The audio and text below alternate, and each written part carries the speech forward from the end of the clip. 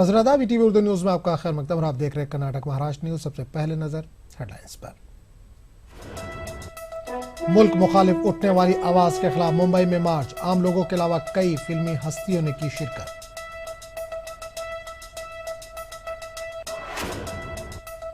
मुंबई में बाइक के जरिए हंगामा करने वाले नौजवानों की अब खैर नहीं, मुंबई पुलिस ने शुरू की खुसूसी मुहिम।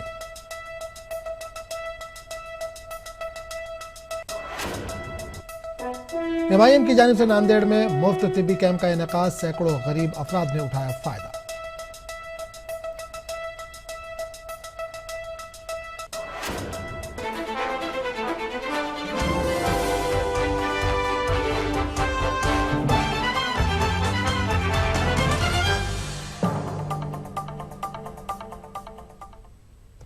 और अब खबरों की तफसील।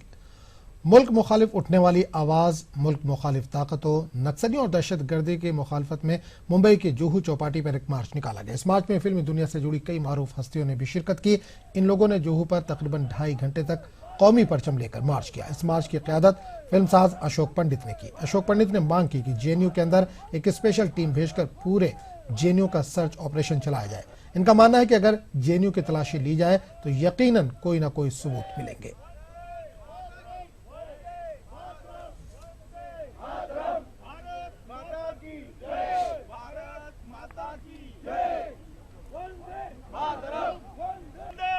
जो लोग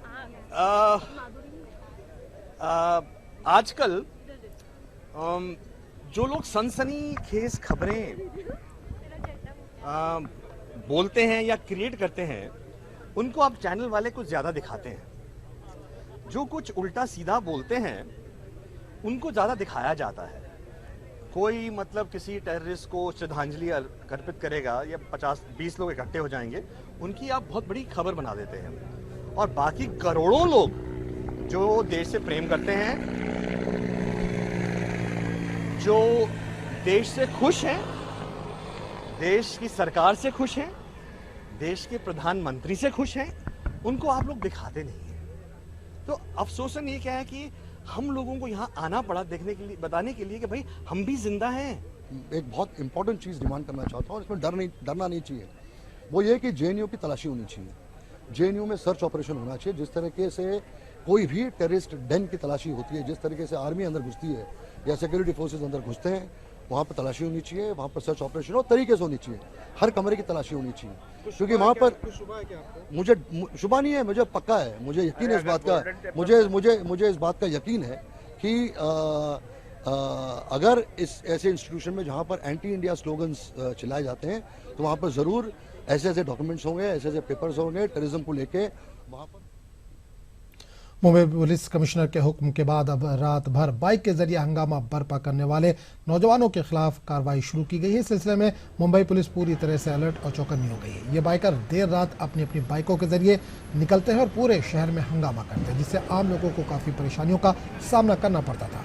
इस खुसूसी मुहिम के दौरान कई नौजवानों को गिरफ्तार किया गया और कई पर कार्रवाई भी हुई।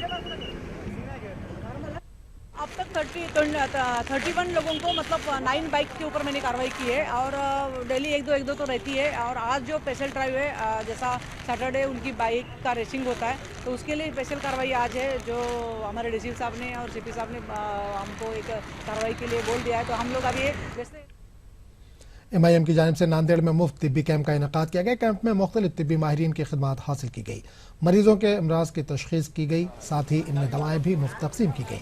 कैंप से सैकड़ों गरीब अफराद ने फ़ायदा उठाया। मजलिस हर साल यौम तासीस के मौके पर मुख्तलिफ फलाही और खिदमत खल्क के काम करती है। हिंद मजलिस इत्तेहादुल मुस्लिमीन की जानिब से यहाँ पर आज तिब्बी कैंप रखा गया है और ये कैंप हर साल की तरह इस साल भी रखा गया है। बहुत सारे लोगों यहाँ पर आए हैं और बहुत सारे लोग फ़ायदा उठा रहे हैं। यहाँ पर ये 3-4 साल से तकरीबन ये कैंप यौम तासीर के मौके पर लिया जाता है। और औरंगाबाद में यौम ख्वातीन की मुनासिबत से गर्ल्स इस्लामिक ऑर्गेनाइजेशन यानी GIO की जानिब से प्रोफेशनल ख्वातीन का एक रोज़ा इजलास हुआ। इस इजलास में मुल्क के मौजूदा हालात और ख्वातीन के मसाइल पर रोशनी डाली गई और प्रोफेशनल मुस्लिम ख्वातीन समाज के सुधार में कैसे अपना फ़ाल रोल अदा कर सकती हैं, इस ताल्लुक से मालूमात फराहम की गई। इस इजलास से इंजीनियर अब्दुल वाजिद कादरी ने खिताब किया। जी आइयो उन्हें एक दूसरे के लिए फ़ायदेमंद बनाना चाहती है, क्योंकि प्रॉफिट मोहम्मद सल्लल्लाहु अलैहि वसल्लम ने कहा कि तुम में से बेहतरीन इंसान वो है जो दूसरों के लिए फ़ायदेमंद हो। तो ये रखने का मकसद ये था कि यहाँ पर इंजीनियर्स है, उन्हें डॉक्टर्स की ज़रूरत होगी, और जो डॉक्टर्स है उन्हें इंजीनियर की ज़रूरत होगी, तो एक दूसरे की ज़रूरत बने, इस चीज़ का एहसास दिलाया गया है। और फिर साथ ही साथ इस्लाम ने जो वुमेंस को एम्पावर किया है तो वो भी उनके सामने पेश करना, ये इस प्रोफेशनल्स मीट का मकसद है। हमारी बच्चियों को हम इस लिहाज से तैयार करना चाहते हैं कि वो आज जो समाज के जो मसाइल हैं इनको वो समझ भी। नांदेड़ जिला ऑटो रिक्शा ड्राइवर और मालिक संगठना एक्शन कमेटी के इश्तराक से आरटीओ ऑफिस के रूबरू एहतजाज किया गया। ऑटो परमिट पर इजाफी टैक्स के खिलाफ नांदेड़ जिला ऑटो रिक्शा ड्राइवर और मालिक संगठना एक्शन कमेटी ने मोर्चा संभाल लिया है। इस एहतजाजी धरने में ऑटो ड्राइवर और मालिकीन ने जिला कलेक्टर को एक मेमोरेंडम भी दिया। मेमोरेंडम में रियासती हुकूमत और महकमा ट्रांसपोर्ट से मुतालबा किया गया कि ऑटो परमिट के लिए पहले ही की तरह टैक्स में कम रकम वसूल की जानी चाहिए। चलाने के लिए जो परमिट लगता है वो परमिट को पहले 200 रुपये फीस थी रिन्यूअल के लिए, और अगर से कहीं वो लेट होता है तो उसका 100 रुपये महीने को जुर्माना था। लेकिन महाराष्ट्र शासन ने उस फीस को बढ़ाकर 1000 कर दिया है और उस जुर्माने को 100 रुपये से बढ़ाकर 5000 कर दिया है। इस ज़िमन में हमने आज सभी यूनियनों की जानिब से धरने का एक दिन का प्रोग्राम रखा है, और इस धरने के माध्यम से हम महाराष्ट्र शासन को ये बात कहना चाहते हैं कि वाहन चालकों पर जो अत्याचार किया है फीस में बढ़ कर इसे रद्द किया जाए। पानी को साफ करने वाली कीमियाई दवा बनी जहर। जी हां, मामला अकोला के व्याला गांव का है, जहां पानी को फिल्टर करने वाली कीमियाई दवा से एक शख्स की मौत हो गई और दीगर 4 अफराद की तबीयत नाजुक बताई जा रही है। इनको अकोला के जिला अस्पताल में दाखिल कराया गया है।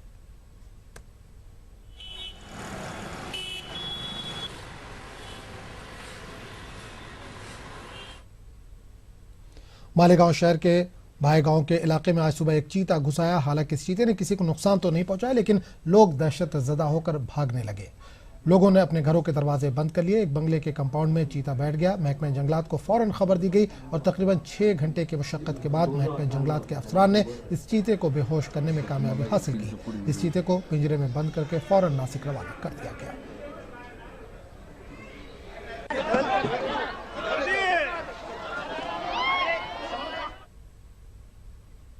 फिलहाल वक्त हो चला एक छोटे से वक्फे का। वक्फे के बाद लौटेंगे तो नजर डालेंगे कर्नाटक की खबरों पर।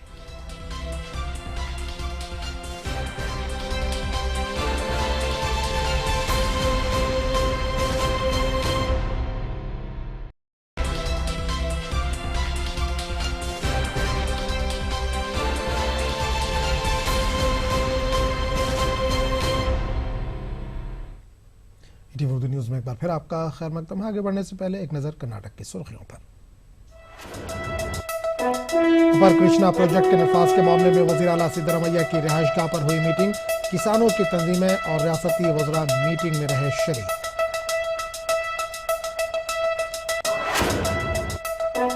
गुलबर्गा के जैस्मिन स्कूल में ब्लड डोनेशन कैंप का किया गया इनेकाद। कैंप में 50 से ज्यादा तालिबात के अलावा दीगर लोगों ने दिया खून का अतिया। कर्नाटक में मुबैना वक्त घोटालों की रिपोर्ट बनी बहस का मौजू। बीजेपी ने रिपोर्ट को असेंबली में पेश करने का किया पुरजोर मुतालबा।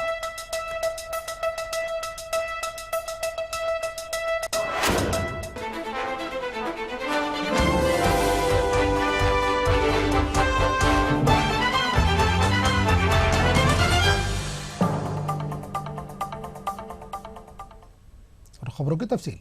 वज़ीर आला सिद्धरमैया की क़यादत में अपर कृष्णा प्रोजेक्ट पीने के पानी का प्रोजेक्ट के नफाज के मामले में आज मीटिंग तलब की गई। इस मौके पर वज़ीर आला सिद्धरमैया ने बताया कि 13 करोड़ रुपए के अखराजात से अपर कृष्णा प्रोजेक्ट का काम शुरू हो चुका है। इस प्रोजेक्ट के लिए अब तक 1800 करोड़ रुपए खर्च किए जा चुके हैं। वाज़ेह है कि इस प्रोजेक्ट से लोगों को 24 टीएमसी पानी दस्तयाब होगा।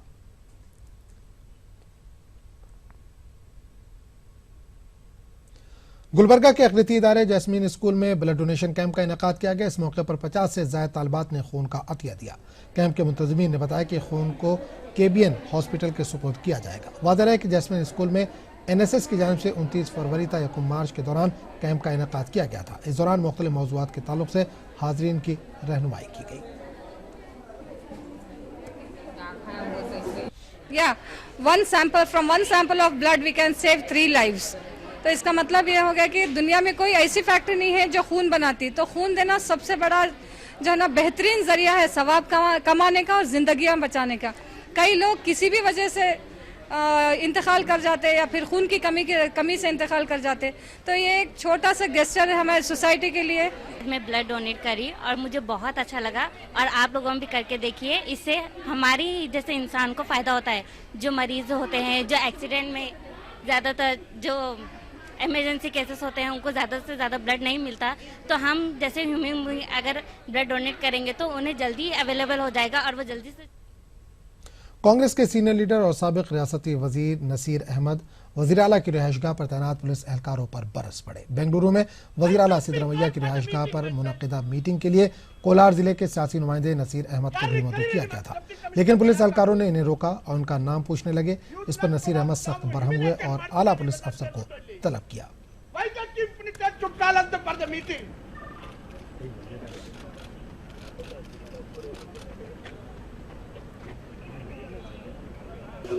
The officer of why should we call for the meeting myself? ಯಾರು ಕರೀರಿ ನಿಮ್ಮ ಡೆಪ್ಟಿ ಕಮಿಷನರ್ಗೆ ಯಾರಿಗಾದ್ರು ಯೂಸ್ಲೆಸ್ ಫೆಲೋಸ್ ನಾವು ಹ್ಯೂಮಿಲೇಟ್। बीजेपी एमपी श्री रामलू ने अपने साथी अनंत कुमार हेगड़े के मुतनाज़े बयान की मजम्मत की है। गुलबर्गा में मीडिया से बात करते हुए बीजेपी लीडर ने कहा कि हिंदुस्तान जैसे गंगा जमनी तहजीब में इस तरह के मुतनाज़े बयान देना ठीक नहीं है। सभी कौम का हमारा भारत देश है, एक ही कौम का भारत देश है, सभी कौम का। बिलारी से बीजेपी एमपी श्री रामलू ने वजीर आला सिद्धरमैया की घड़ी की अदालती तहकीकात या फिर से सीबीआई से तहकीकात कराने का मुतालबा किया है। श्री रामलू का कहना है कि सिद्धरमैया खुद को सोशलिज्म का अलमबरदार और लोहियावादी लीडर कहते हैं, लेकिन इस पर अमल नहीं करते। श्री रामलू गुलबर्गा में मीडिया नुमाइंदों से बात कर रहे थे। ये वास के बारे में हम पार्लियामेंट में भी राइज किया। हमारा क्या है, ये जो कुछ भी अब चीफ मिनिस्टर साहब ये वास के बारे में इतना बड़ा चर्चा हो रहा है ना, कोई इंक्वायरी वो जस्टिस को नेतृत्व में इंक्वायरी बना दे, नहीं तो सीबीआई को, नहीं तो सीओडी को, कोई सा तो इंक्वायरी चले तो मालूम हो जाएगा। कलसा भंडूरिया अभी प्रोजेक्ट नाफिज करने का मुतालबा करते हुए 26 मार्च को रेल रोको एहतजाज किया जाएगा। वाटाल नागराज ने ये बात मीडिया को बताई। हुबली में मीडिया से बातचीत करते हुए वाटाल नागराज ने बताया कि रियासत भर में बैक वक्त रेल रोको एहतजाज किया जाएगा, क्योंकि कोई भी सियासी पार्टी इस प्रोजेक्ट को नाफिज करने के लिए दिलचस्पी नहीं ले रही है।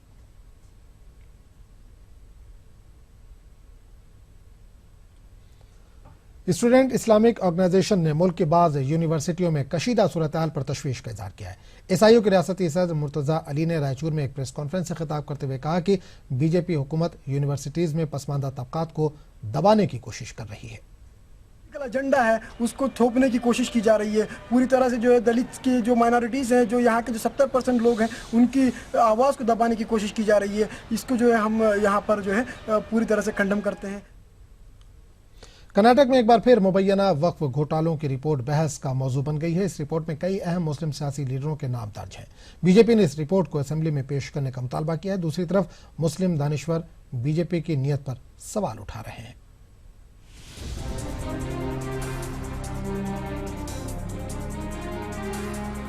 कर्नाटक अक़लियती कमीशन के साबिक चेयरमैन अनवर मानपाडी की रिपोर्ट एक बार फिर कानून साज काउंसिल में हंगामे का सबब बनी। कानून साज काउंसिल में बीजेपी ने इस रिपोर्ट को नाफिज करने का पुरजोर मुतालबा किया। दूसरी जानिब हुक्मरान सियासी जमात कांग्रेस ने कहा कि रिपोर्ट को पेश करने से पहले अटॉर्नी जनरल की राय हासिल करना जरूरी है। The report of the Karnataka State Minority Commission submitted to the Honorable Chief Minister. ಅವರು ಈ ರೂಲಿಂಗ್ ಕೊಡಬೇಕಾದ್ರೆ ಅವರು ಕಾನೂನಿನ ಸಲಹೆ ಪಡೆಯುವುದು ಬಹಳ ಅವಶ್ಯ ಇದೆ. ಇದು ಕ್ಲಿಷ್ಟವಾದಂಥ ಒಂದು ವಿಷಯ. ಆ ದೃಷ್ಟಿಯಿಂದ ಇರದೇ ಇದ್ದರೆ ನಮ್ಮ ಸಭಾಪತಿಗಳು ಕ್ಷಣಾರ್ಧದಲ್ಲಿ ನಿರ್ಣಯ ಕೊಟ್ಟದನ್ನು ನಾವು ಬಹಳಷ್ಟು ನೋಡಿದ್ದೀವಿ। एक जानिब कानून साज काउंसिल में बीजेपी ने रिपोर्ट को पेश करने का मुतालबा किया है, तो दूसरी तरफ पार्टी का अक़लियती मोर्चा रिपोर्ट की बुनियाद पर कार्रवाई का मुतालबा कर रहा है। और ऐसे बड़े बड़े लीडर जिनको मुसलमानों की तरक्की और फलाह बेहूदी के लिए अपने जाति पेतों से काम करना था, आज वो वक्फी जमीनों को हासिल करके बेच के अपने फैमिली के नाम पे करके नाइंसाफी कर रहे मुसलमानों के साथ। लेकिन इस पूरे मामले में मुस्लिम दानिशवर बीजेपी की नीयत पर सवालात उठा रहे हैं। उनका कहना है कि बीजेपी सिर्फ मुस्लिम लीडरों के नाम को उछाल रही है, जबकि वक्फ जायदादों पर हुकूमत की जानिब से हुए नाजायज कब्जों पर खामोश है। अगर उन्हें मुसलमानों से हकीकी हमदर्दी होती, मुस्लिम जायदाद से हमदर्दी होती, तो सरकार ने जो ज़मीनात पे कब्ज़ा कर रखा है, चाहे वो मरकज़ी हुकूमत हो या रियासती हुकूमत, उन कब्ज़ाजात को हटाने के लिए वो काम करती। इस वक्त मानपाड़ी साहब इख्तियार पर थे, उन्हें इसका वो इख्तियार नहीं था कि रिपोर्ट तैयार करें और हुकूमत को पेश करें।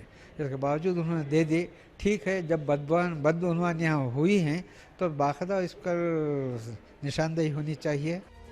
वाज़ेह रहे कि मार्च 2012 में कर्नाटक अक़लियती कमीशन के साबिक चेयरमैन अनवर मानपाड़ी ने वक्फ बदउनवानियों पर रिपोर्ट मुरतब की है।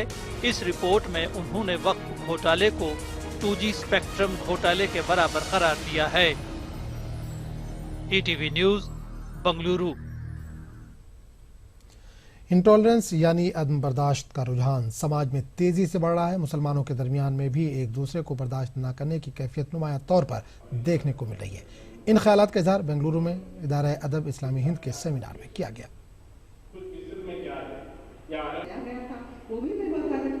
लेकिन जाने से पहले आपको बता दें कि आप हमारी वेबसाइट urdu.pardesh18.com पर मजीद खबरें देख सकते हैं।